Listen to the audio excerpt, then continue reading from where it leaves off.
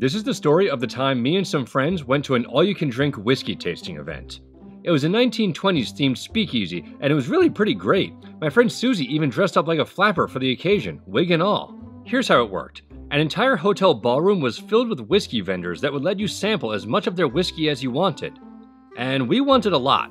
Seriously, it was 4 hours long, which should be plenty of time to get your fill, but we're degenerates, so we had to push it further. When there was just an hour remaining, my friend Will came up to us and said something that will live in infamy. We only have an hour left, we gotta step up our game. And that's the last thing any of us remember for quite a while. The following morning, we gathered and tried to piece together our fragmented memories of the night. Here's what we determined. After the event, Susie and Chris passed out on a couch in the hotel lobby. Susie woke up and leaned over to throw up, but then her 1920s flapper wig fell off her head and she puked directly into her own wig. Rather than clean it up, she got up and took a cab home. Her wig was never seen again.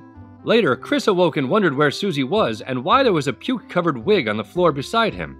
Rather than clean it up, he got up and took a cab home. His phone was never seen again.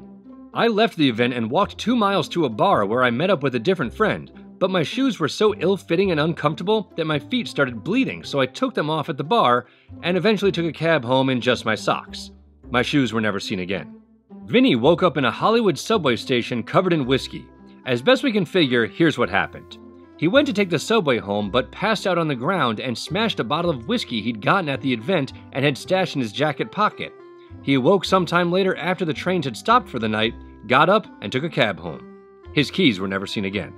Will drunkenly wandered Hollywood and eventually just lied down and went to sleep on the streets like a homeless person. Several hours later, he woke up and took a cab home. His dignity was never seen again. So even though the plan had been to share a single cab home, we wound up taking 5 separate cabs home. And even though we lost keys, phones, shoes, wigs, and dignity, it was still a great night. One of the best, actually, and it remains a fond memory for everyone concerned.